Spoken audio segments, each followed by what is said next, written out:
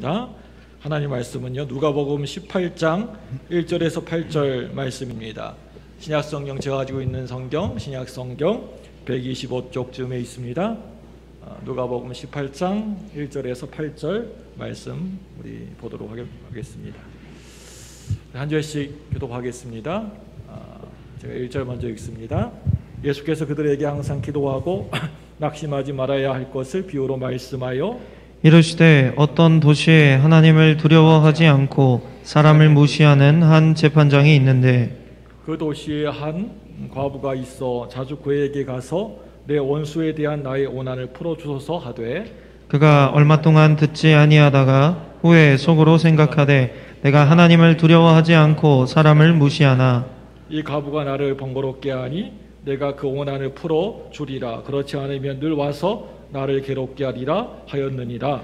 주께서 또 이르시되 불의한 재판장이 말한 것을 들으라. 하물며 하나님께서 그 밤낮 부르짖어 택하신 자들의 원한을 풀어주지 아니하겠느냐? 그들에게 오래 참으시겠느냐?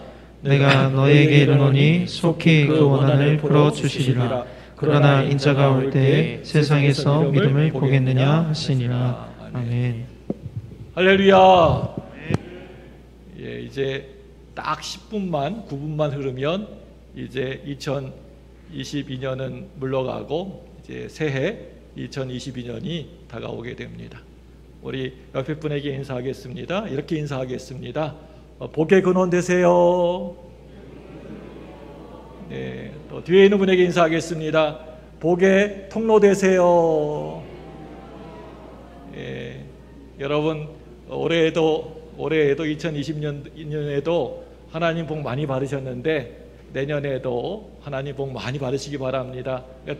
단순히 그런데 복을 받기만 하면 그 끝나면 안 됩니다. 그 복을 다른 사람에게 흘러보내야 되고 전달하시는 여러분 복의 통로 되시기를 바랍니다. 네. 반갑습니다.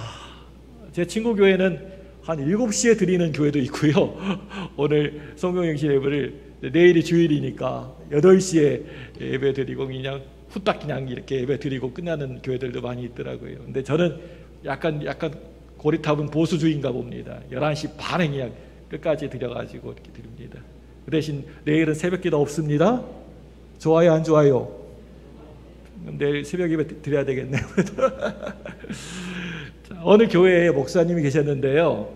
이 목사님이 설교하시는 중에 천국에 대해서 그날 성경 본문이 천국에 대한 이야기였나 봅니다. 그래서 천국이 어떤 곳인지, 천국이 얼마나 아름답고 또 얼마나 좋은 곳인지 이렇게 설교 시간에 설명을 하셨답니다. 너무나 좋은 천국이지만 지금 당장 가고 싶지는 않으시죠? 혹시 여러분들 중에 이 시간 천국 가고 싶은 사람 있으면 그 자리에서 일어나세요. 김 집사님이 꾸벅꾸벅 이제 예배 시간에 졸고 있다가 목사님의 그 자리에서 일어나세요 라고 하는 소리만 듣게 되었습니다. 김 집사님이 그 소리를 듣고 깜짝 놀라가지고 자리에서 털떡 일어선 겁니다. 이번에 놀란 사람은 목사님이셨습니다. 너무나 당황한 목사님이 김 집사님, 지금 당장 가고 싶은 사람 일어나라고 했는데 정말 지금 당장 지금 가실래요? 라고 물었습니다. 김 집사님이 이게 무슨 말씀인지 알아들을 리가 없습니다. 그래서 김 집사님이 하는 말이 글쎄요, 지금 일어난 사람이 저랑 목사님밖에는 없네요. 여러분, 갑작스럽게 우리 김 집사님 손잡고 천국에 같이 손잡고 가게 생겼다랍니다. 오늘 말씀은요, 바로 그 마지막 날에 대한 얘기입니다. 이 세상 끝 종말에 관한 얘기입니다. 그 마지막 날을 우리가 늘 기다리면서 말세를 살아가는 우리 예수 믿는 사람들의 얘기를 지금 하고 있는 것입니다. 오늘 말씀의 시작은요, 사실은요, 그 앞에 있는 누가복음 17장 30절 말씀부터 시작이 원래는 되어집니다. 우리 누가복음 17장 30절 함께 같이 한번 읽어보겠습니다. 시작. 인자가 나타나는 날에도 이러하리라. 아멘. 여기에 인자가 나타나는 날이라고 되어 있는데요, 이 말을 다른 말로 바꾸어 하면 재림의 날, 주님이 재림하시는 날로 바꾸어 말할 수가 있습니다. 또 우리 누가복음 17장 31절 한번 읽어볼까요? 31절 같이 읽습니다. 시작. 그날에 만일 사람이 지붕 위에 있으며 그의 세간이 그 집 안에 있으면 그것을 가지러 내려가지 말 것이요 밭에 있는 자도 그와 같이 뒤로 돌이키지 말 것이니라. 아멘. 여러분, 이 말씀 무슨 말씀인 것 같아요? 이 말씀 보시면 그날에라고 하는 말이 나오는데요, 이 말은 마당에 서 있다가, 이렇게 우두커니 서 있다가 예수님이 오시면 방 안으로 들어갈 필요가 없다라고 하는 것입니다. 그 자리에서 둘로 갈라지게 되는 것입니다. 누가복음 17장 34절, 35절 말씀 한번 또 읽어보겠습니다. 시작. 내가 너희에게 이르노니 그 밤에 둘이 한 자리에 누워 있음에 하나는 데려감을 얻고 하나는 버려둠을 당할 것이요 두 여자가 함께 맷돌을 갈고 있음에 하나는 데려감을 얻고 하나는 버려둠을 당할 것이니라. 아멘. 이 말씀도 그냥 우리가 아무 생각 없이 읽기에는 아주 충격적이고 무서운 말씀입니다. 여기에 그날에 그 밤에라고 되어져 있습니다. 두 사람이 한 이불 속에 한 침대에 같이 잠을 자고 있다가 오늘 말씀 보니까요, 그 중에서 한 사람은요 어떻게 됩니까? 데려감을 당하게 되었고 또 다른 한 사람은 버려둠을 당하게 되었다라고 하는 것입니다. 두 사람이 같이 이렇게 둘이서 같이 하나의 맷돌을 잡고 이렇게 서로 이렇게 돌리고 있었는데 그 중에서 한 사람은 데려감을 당하게 되고 또 다른 한 사람은 버려지게 되어진다라고 하는 것입니다. 그냥 아무 생각 없이 이 말씀을 우리가 읽어보면 별것 아니라고 하는 생각이 되어지지만 곰곰이 이 말씀을 되씹고 생각해 보면 정말 이 말씀 그냥 넘기기 쉬운 그런 말씀이 아니라 정말 이 말씀 어마무시한 말씀입니다.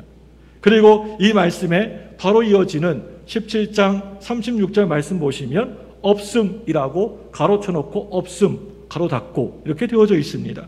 만약에 연극 대본 같았으면 뭐 잠시 침묵이 흐른다라고 하는 것일 것입니다. 그리고 나서 37절 말씀으로 곧바로 이어집니다. 누가복음 17장 37절 같이 한번 읽어볼까요? 시작. 그들이 대답하여 이르되 주여 어디 오니까 이르시되 죽음 있는 곳에는 독수리가 모이느니라 하시니라. 갑자기 독수리 얘기가 뜬금없이 독수리 얘기가 나옵니다. 그들이 대답하여 이르되 주여 어디 오니까. 오늘 말씀과 똑같은 동일한 말씀을 하고 있는 다른 복음서에서는 주여 언제입니까? 그때가 어느 때 언제입니까? 라고 묻던 제자들이 오늘 이 말씀에서는 뭐라고 예수님께 묻고 있습니까? 주여 어디에서 이런 일이 일어나게 되는 것입니까? 라고 장소에 대해서 묻고 있습니다. 예수님이 말씀하고 계십니다. 종말은 마지막 날은 어떤 언제의 문제도 또 어디의 문제도 결코 아니다. 죽음이 있는 곳에는 독수리가 모이느니라. 인자가 나타나는 날을 뭐라고 얘기하고 있습니까? 아주 썸뜩한 사람 죽은 시체 이야기를 하고 있습니다. 그 시체를 뜯어먹기 위하여서 몰려드는 독수리 얘기로 설명하고 있습니다. 이 말은요, 욥기서 39장 30절 말씀과도 너무나 똑같습니다. 우리 욥기서 39장 30절 한번 읽어볼까요? 시작. 그 새끼들도 피를 뻔하니 시체가 있는 곳에는 독수리가 있느니라. 약간 비슷한 얘기를 하고 있습니다. 시체가 있는 곳에는 독수리가 있느니라. 이 말씀 보시면 모이느니라 라고 말씀하시면서 이제 훗날의 재림으로 예수님이 이 땅에 다시 오심으로 연결해 주고 있습니다. 그리고 예수님이 오늘 말씀에서 계속해서 들려주시는 말씀이 못된 재판장과 또 끈질긴 과부의 비유입니다. 우선 여기에서 우리가 꼭 짚고 넘어가야 될 문제가 하나 있습니다. 그게 뭐냐면요, 17장 말씀 마지막 절과 그리고 갑자기 18장 말씀으로 성경의 장을 뛰어넘어서 말씀을 하시는 걸까라고 하는 의문이 생기게 될 것입니다. 성경이 기록될 그 당시에는 성경의 장이 없었을 때였고요. 또 절도 없었을 때였습니다. 읽기 편하도록 4세기나 5세기 경쯤에 장을 나누다가 지금의 신약성경의 장과 절이 자그마치 16세기쯤에 표기된 것입니다. 그래서 우리가 알 수가 있는 것은요, 성경의 장절은 하나님이 그렇게 기록하도록 계시하셔서 장절을 기록한 것이 아니라고 하는 것입니다. 이 성경의 장절이 아주 정확한 것이라고 할 수도 없습니다. 우리가 성경 말씀을 읽다가 보면 자주 종종 성경의 장절을 뛰어넘어서 함께 읽어야 될 그런 성경이 참으로 많습니다. 오늘 이 말씀도 그 중에 하나의 말씀입니다. 어떤 장과 절에 국한되어 가지고 제한되어 가지고 오늘 말씀을 보시면 이해가 잘 안 됩니다. 복음서에서 누가복음에서만 유일하게 기록된 이 비유의 말씀은 마치 샌드위치 빵처럼 오늘 비유의 앞뒤에 알 듯 모를 듯 아주 묘하고도 신비한 말씀으로 겹겹이 쌓여있는 것을 보게 됩니다. 오늘 우리가 읽었던 비유의 말씀, 바로 앞에서 뭐라고 하고 있습니까? 죽음이 있는 곳에는 독수리가 모이느니라. 그리고 이 비유의 말씀의 마지막에는 그러나 인자가 올 때에 세상에서 너희 믿음을 보겠느냐? 라고 하는 말씀으로 마무리하고 있는 것을 보게 됩니다. 비유와 앞의 말씀과 마지막 결론이 예수님의 재림과 관계가 있다라고 하는 것을 아주 분명하게 오늘 말씀에서는 정리하고 있습니다. 첫 번째로는요, 시체와 독수리 얘기가 나오고요. 또 두 번째로는요, 그 중간쯤에 아주 못된 하나님을 모르고 사람도 무시하는 재판장과 끈질긴 과부의 비유. 마지막으로는요, 인자가 올 때에 그 사람의 믿음을 보겠느냐, 이렇게 구성이 되어 있습니다. 이렇게 이 세 가지의 주제가 아무리 서로 연결을 해보려고 해도 연결이 도저히 잘 안 될 때가 많습니다. 우리가 이 말씀 세 개의 말씀을 볼 때 서로 연결점이 전혀 없는 것 같아 보이기도 합니다. 그래서 오늘 말씀은 이해가 잘 안 되는 말씀인 것 같습니다.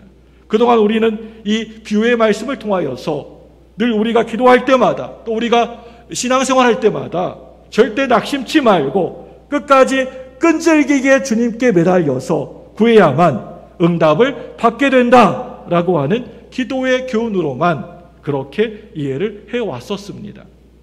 아마 여러분들도 신앙생활하면서 교회 좀 다니시고 교회 밥 좀 드신 분들이라면 그런 설교를 아마 많이 들으셨을 것 같습니다. 이 말씀에서 죽음이 있는 곳, 시체가 있는 곳이 과연 어디입니까? 시체가 있는 곳이라고 하는 말의 동의어가 있습니다. 누가복음 18장 2절 한번 다 같이 한번 읽어볼까요? 18장 2절입니다. 시작. 이르시되 어떤 도시에 하나님을 두려워하지 않고 사람을 무시하는 한 재판장이 있는데. 어떤 도시에 누가 있습니까? 하나님을 두려워하지 않고 또 사람을 무시하는 한 재판장이라고 하는 말이 나오는데요. 그 도시, 하나님을 전혀 두려워하지 않는 시대, 그 땅, 그 도시입니다. 사람을, 하나님의 백성을 무시하는 바로 그 도시, 그 땅입니다. 바로 그 땅이 죽음이 있는 곳, 시체가 있는 곳입니다. 세상 곳곳에 썩어 문드러지는 냄새가 펄펄 진동하는 곳입니다. 의인이 하나님의 백성을 무시하는 곳입니다. 세상이 하나님의 이름을 조롱하고 비웃는 곳입니다. 그리고 오늘 이 말씀, 독수리가 모이느니라의 같은 동의어가 오늘 누가복음 말씀에 많이 나오는 것을 볼 수가 있습니다. 인자가 나타나는 날, 그 날에 인자가 올 때입니다. 예수님이 재림하셔서 세상을 심판하실 때입니다. 새하늘과 새 땅이 열리는 날입니다. 그 날에, 그때에 우리 예수 믿는 성도들은 어떻게 살아야 되느냐? 내가 믿음을 보겠느냐? 네 믿음이 살아있다라고 하는 것을, 네 믿음이 진짜 믿음이라고 하는 것을 확실하게 보여줘라 라고 하는 것입니다. 어떤 상황과 모습 속에서도 너희들 기도하라고 하는 것입니다. 때때로는 응답이 없을 것이다. 비진리가 이기고 악이 이길 때도 있을 것이다. 세상이 너를 짓밟아 누르고 무시할 것이다. 그래서 네가 살아가면서 많이 힘들고 외로울 때도 있을 것이다. 그래도 포기하지 말아야 된다. 희망을 버려서는 안 된다. 용기를 가져야 된다. 왜 그런 것입니까? 예수님은 그 언젠가 반드시 다시 이 땅에 오신다. 포기하지 말고 믿어라. 이렇게 믿음을 붙들고 승리하며 살아가라 라고 하는 것입니다. 참 많이 억울하더라도 절대 포기하지 말고 끝까지 참고 기도해라 라고 하는 것입니다.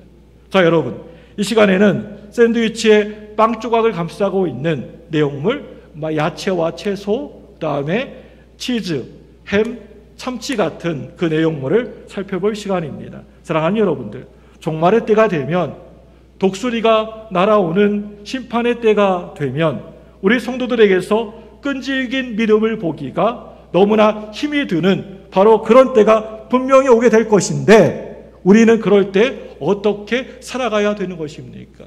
그때가 오면 우리 어떻게 믿음 생활하며 예수 믿고 신앙생활하며 살아야 되는 것입니까? 이럴 때 재림의 신앙을 가진 사람들, 예수님이 이제 다시 오시는 것을 늘 기다리는 믿음을 잃지 않는 사람들은 어떻게 살아가야 되는 것인가 라고 하는 것입니다. 오늘 비유의 말씀의 비유는 가만히 보면 참으로 독특한 점이 많이 있습니다. 성경에서 비유의 목적이 그 비유의 앞뒤에 아주 선명하게 기록된 적은 그렇게 많지가 않습니다. 누가복음 18장 1절 말씀 한번 같이 볼까요? 18장 1절입니다. 시작. 예수께서 그들에게 항상 기도하고 낙심하지 말아야 할 것을 비유로 말씀하여. 네, 또 한 구절 보겠습니다. 누가복음 18장 7절과 8절입니다. 같이 읽습니다. 시작. 하물며 하나님께서 그 밤낮 부르짖는 택하신 자들의 원한을 부르짖지 아니하시겠느냐? 그들에게 오래 참으시겠느냐? 내가 너희에게 이르노니 속히 그 원한을 풀어주시리라. 그러나 인자가 올 때 세상에서 믿음을 보겠느냐 하시니라. 아멘. 여러분, 이 말씀 보시면요, 더 이상 설명할 필요도 없이 이렇게 분명한 비유의 목적이 기록되어져 있습니다. 한마디로 뭡니까?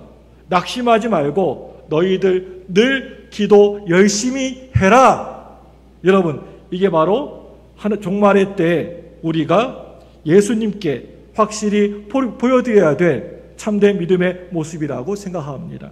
예수님, 여기 저의 믿음이 있습니다. 참으로 속상하고 이해가 도무지 잘 안 되어도 억울해도 꾹 참고 살았습니다. 예수님 오신다라고 하는 사실만큼은, 예수님이 나를 사랑하신다라고 하는 이 사실만큼은 내가 끝까지 지켜내었습니다. 여러분, 내 믿음을 보이라고 하는 것입니다. 그런데 오늘 말씀을 자세하게 보시면 정반대의 사건을, 인물을 서로 대조시키면서 이 말씀을 읽고 있는 저와 여러분, 우리들에게 교훈을 주고 있습니다. 오늘 말씀에서 의로운 재판장이신 하나님을 설명하기 위해서 어떤 사람을 끄집어 등장시키고 있습니까? 이해하기 쉽게 대조시키기 위하여서 불의한 재판장을 등장시키고 있는 것을 보게 됩니다. 이때 사용되는 표현이 있는데요, 헬라어 문학에서 하물며라고 하는 표현입니다. 정의가 죽은 시체와 같은 이 세상에서 하나님을 전혀 두려워하지 않고 내 주변에 있는 사람들을 막 무시하면서 살아가는 불의한 재판장이 등장합니다. 이 불의한 재판장에게 가서 매달리면서 끈질기게 내가 원한이 있는데 제발 좀 그 원한 풀어달라 간절히 애원하고 부르짖어서 결국에는 기도응답을 받게 되었다. 그러면서 하물며 공의의 하나님이, 의로우신 하나님이, 너를 사랑하는 그 하나님께서 그 밤낮 매일매일 찾아와 부르짖는 자녀들의 그 원한을 풀어주시지 않으시겠느냐? 이렇게 완전 정반대의 인물, 하나님과 또 불의한 재판장, 이 대조적인 인물을 등장시켜서 우리에게 강력한 기도의 확신을 주고 있는 것입니다. 여기에서 허물매의 표현은 강조적인 표현이라 할 수가 있습니다. 너는 시체 더미 속에서도 절대 믿음을 잃거나 버리지 말아라. 시체 한복판 가운데에서도 종말의 때에도 절대 희망을 포기하지 말아라. 오늘 말씀에서는 종말의 성도의 모습을 불쌍한 과부의 모습으로 묘사하고 있습니다. 여러분, 종말에 살아가는 우리 예수 믿는 성도들의 가장 강력한 무기가 뭐라고 여러분 생각하십니까?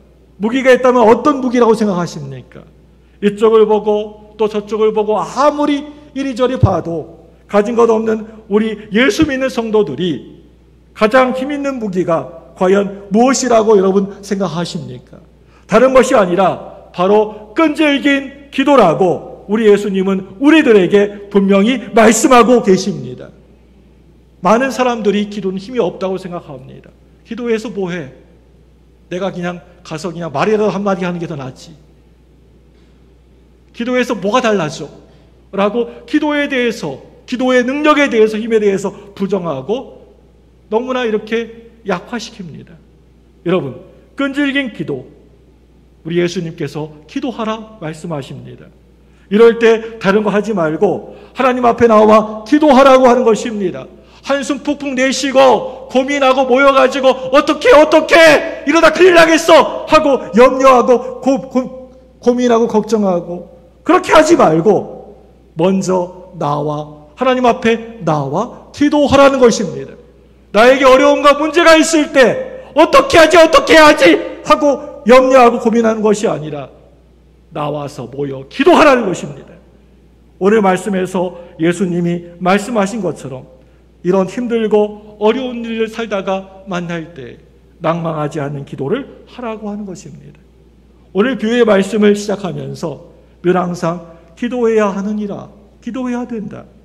그런데 기도했는데 응답이 없어서 낙심할 때에도 있을 것이다 라고 말씀하고 계시는 겁니다. 너무나 착하기만 한 남편이 회사에서 회사 생활을 잘 못하고 적응을 잘 하지 못합니다. 불의와 타협할 수 없어서 정말 정직하게 살다가 직장에서 밀려나게 되었습니다. 그래서 그 퇴직금을 가지고 조그만 사업을 시작했다가 그만 사기당하게 되어서 쫄딱 망하게 되었습니다. 울며 불며 기도하는데 친구가 나타나서 내가 돈 빌려줄 테니까 주식을 한번 해보라고 합니다. 그래서 은행에 집을 담보로 잡혀가지고 그 돈으로 주식을 시작했습니다. 뭔가 배운 게 있고 감각이 있어야 되는데 그만 빚더미 위에 올라서고 말았습니다. 오늘 말씀에서는 못난 가부 같은 우리 성도들에게 뭐라고 하고 있습니까? 그럼에도 불구하고 그렇게 잘 안 되었어도 절대 낙심하지 말아라. 기도하는 것을 절대 멈추거나 포기하지 말아라. 하나님께 매달린 것을 절대 놓치지 말아라. 왜 하나님의 자녀들이 예배 잘 드리고 예수 잘 믿고 교회 잘 섬기겠다라고 했는데 왜 내가 하필이면 많은 사람 중에 왜 하필이면 내가 라고 하면서 여러분 거기에서 주저앉아 버리고 포기하지 말라고 하는 것입니다. 절망 속에 주저앉지 말라고 하는 것입니다. 여러분, 내가 만난 참으로 힘들고 어려운 상황에서 낙심하고 절망하고 포기하지 말라는 것입니다. 끝까지 하나님만을 바라보고 참된 믿음으로 하나님께 나아가는 저와 여러분들 되시기를 바랍니다. 모든 것이 다 하나님의 때가 있습니다. 이거 기도했는데 왜 이루어지지 않을까? 왜 이렇게 좋게 되지 않을까? 그렇게 안달하지 마시고요. 다 모든 것은 기도했으면 하나님의 때가 있다는 것입니다. 하나님의 섭리와 뜻이 있다고 하는 것을 여러분 믿으시길 바랍니다. 야곱이 천사의 허리춤을 붙들고 나를 축복해 주지 않으면 절대 이거 놓지 않겠습니다. 뼈가 부셔져도 놓지 않은 그 끈기 있는 기도, 바로 종말을 마지막 때를 살아가는 성도들의 기도입니다. 늘 남편의 변화를 위하여서 또 자식들의 그 구원을 위하여서 기도합니다. 그런데 점점 어긋나고요, 또 외롭습니다. 명절 때만 되면 스트레스가 너무나 많이 쌓입니다. 그래도 내 남편, 내 자식, 내 가정을 너에게 맡겼으니 너는 선교사다라고 하면서 기도하라고 하십니다. 사랑하는 여러분들, 요즘 세상 살기가 점점 많이 힘들고 어렵게 느껴지십니까? 이 모든 징조가 이제 곧 재림의 때가 되었다라고 하는 것을 보여주고 있는 것입니다. 이것저것에서 불평과 원망의 소리가 마음 상하고 썩어 문드러진 냄새가 진동을 합니까? 그런데 여러분, 꼭 기억하시기를 바랍니다. 시체가 있는 곳에 독소리가 모여든다라고 하는 것을 여러분 기억하시기 바랍니다. 영적 죽음이 득실득실거리면 세상 끝날이 이제 가까운 줄로 알고 늘 깨어서 더욱더 여러분 기도하시기를 바랍니다. 이 세상이 힘들고 고통스럽고 괴롭고 그렇게 너무너무나 어렵게 느껴지십니까? 천국을 사모하면서 예수님의 오심을 포기하지 말아야 됩니다. 오늘 말씀 보시면 종말에 성도의 정의가 나옵니다. 지체더미 속에서 기도의 향기를 토해내는 사람이 바로 종말을 살아가는 성도입니다. 그렇다면 나는 누구입니까? 나는 어떤 사람입니까? 시체더미 속에서 기도의 향기를 바라는 사람이라고 하는 것을 여러분 믿으시길 바랍니다. 얼마 전에 TV에서 동물의 왕국을 보니까 시체가 있는 곳에 썩은 냄새를 맡고 하이에나가 어디서 알고 그러는지 모여들기 시작하는 것을 보았습니다. 또 독수리가 하늘에서 날다가 썩은 시체가 있으면, 동물의 시체가 있으면 또 독수리가 모여듭니다. 그런데 아름다운 꽃향기가 있는 곳에서 뭐가 몰려듭니까? 꿀벌과 나비들이 사방에서 몰려듭니다. 아침에 동쪽에 해가 뜨게 되면 저녁에 서쪽에 해가 뉘엿뉘엿지는 시간이 있습니다. 한 번 태어난 인생은 그 언젠가는 반드시 한 번은 죽게 되는 것입니다. 시작이 있는 모든 것은 다 그 끝이, 마지막이 다 있습니다. 우리 예수님은 반드시 재림하십니다. 이 땅에 여러분 심판하시기 위해서 이 땅에 다시 오십니다. 우리 예수님은 반드시 역사를 심판하십니다. 우리 예수님은 반드시 새하늘과 새 땅을 활짝 열어주십니다. 그 마지막 때가 되면 교회와 신실한 믿음의 성도들은 아픔과 고통을 겪게 될 것입니다. 마지막 때가 되면 내 마음이 든든히 서 있기가 힘이 들 것입니다. 믿음 지키기가 힘든 때를 살아가게 된다라고 하는 것입니다. 여러분, 종말의 때가 되면 우리 예수 믿는 성도들은 마치 하나님이 없는 것처럼 살아가는 불의한 세상을 똑똑히 여러분의 두 눈으로 목도하게 될 것입니다. 그런데 그런 모습을 바라보면서 실망하지 말아라, 낙심하지 말아라, 절대 포기하지 말아라, 끈기 있게 믿음을 붙들고 살아가라 라고 하는 것입니다. 안쓰럽게 믿음의 끈을 붙들고 사는 자녀들을 바라보시면서 우리 예수님 뭐라고 말씀하십니까? 우리 누가복음 18장 8절 말씀입니다. 같이 한번 읽어보겠습니다. 8절 시작. 내가 너희에게 이르노니 속히 그 원한을 풀어주시리라. 그러나 인자가 올 때 세상에서 믿음을 보겠느냐 하시니라. 아멘. 인자가 올 때 세상에서 믿음을 보겠느냐, 믿는 자를 보겠느냐라고 말씀하십니다. 이 말은요, 내가 힘들다고 제발 믿음의 끈을 놓지 말고 살아라, 제발 부탁이다, 제발 놓지 말고 살아라, 모든 것이 암울한 그 시간에도 희망의 끈을 놓지 말아라. 죽는 순간까지, 네가 죽는 순간까지 응답이 지연될 수 있다, 늦어질 수 있을 것이다. 그래도 기도의 끈 놓으면 안 된다. 마지막까지 예수님만 붙들고 살아라. 예수님이 오실 때까지 이 땅에 사는 우리 성도는 신랑 대신 예수님 없이 살아가는 과부와도 같은 삶을 살아가는 그런 삶이라고 저는 생각합니다. 불의한 이 세상은 공의의 법을 따라서 정당하게 우리를 대하지 않습니다. 반드시 의로운 자, 착한 사람들이, 믿음 생활 잘하는 사람들이 세상에서 승리하는 것이 아니라고 하는 것입니다. 하나님이 살아계시다라고 한다면 이해가 잘 안 됩니다. 억울한 비판을 견뎌내야 됩니다. 속이 터지는 원통한 일도 당할 때가 있습니다. 세상 사람들보다 그렇게 잘못한 것이 아닌데 온갖 욕이란 욕은 다 듣고 그렇게 살아갑니다. 마치 미운 오리새끼처럼 세상 사람에게 왕따 당하고 따돌림을 당하며 살아갑니다. 심지어는 우리 가족들에게 또 우리 옆에 있는 이웃들에게 친지들에게 구박을 받게 됩니다. 이 땅에 신부되는 교회와 성도들이 욕먹는 모습을 보면서 세상은 좋다고 뜰듯이 기뻐합니다. 이 땅의 교회는 예수 신랑 없이 사는 과부와도 같습니다.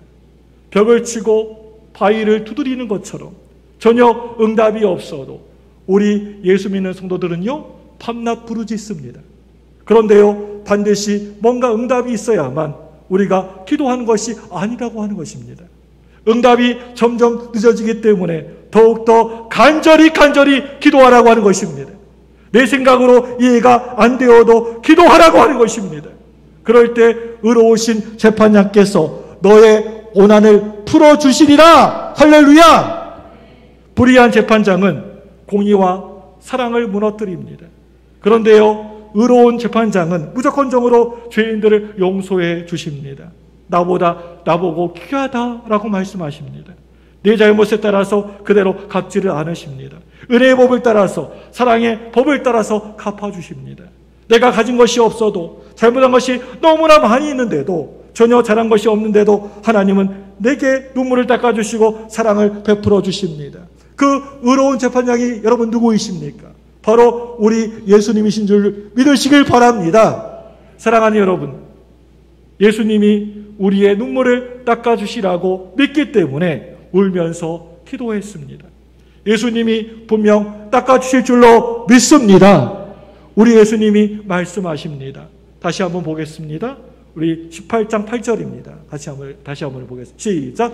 내가 너희에게 이르노니 속히 그 고난을 풀어주시리라. 그러나 인자가 올 때 세상에서 믿음을 보겠느냐 하시니라. 아멘. 오 주여 마라나타, 오 주여 어서 오시옵소서. 예수 없이 이 땅에 사는 과부와 같은 저들의 고난을 풀어 주옵소서. 내가 오래 참겠느냐? 내가 속히 그 고난을 풀어주리라. 너무나 불쌍하고 안타깝고 가련한 이 과부는 불의한 재판관을 붙들고도 결국에는 승리하지 않았느냐? 너희는 의로우신 재판장, 신랑 대신 우리 주 예수 그리스도를 붙들고 일어서라. 종말의 때 나는 정말 너의 믿음을 똑똑히 보고 싶다. 제발 낙심하지 말고 살아라. 절망하지 말고 살아라. 제발 너의 믿음을 좀 확실히 보여줘라. 사랑하는 성도 여러분들, 올 한 해 2023년 올 한 해 참된 믿음을 가지고 나의 믿음을 우리 예수님께 확실히 보여주는 저와 여러분 되시기를 주님의 이름으로 간절히 축복합니다. 이 시간에 우리가 기도하기 원합니다. 올 한 해 우리 성도들이 예배 가운데 하나님의 임재를 경험하게 하여 주시고 서로 섬기며 섬기는 은혜로운 교회로 부흥케 하여 주옵소서. 특별히 마음이 상한 자를 위로하여 주시고 이들이 세상을 보고 더 이상 두려워하지 않게 하여 주시고 사람을 보고 낙심치 않도록 하나님 늘 그 마음과 생각을 지켜 주옵소서. 그리고 2023년 우리 목회표 우리 묵은 땅을 기영하라 이 말씀처럼 우리의 예배와 신앙과 우리의 모든 면에서 묵은 땅을 기영하게 해 주옵소서라고 이 시간에 주여 한번 크게 부르시고 한 1분 정도 통성으로 간절히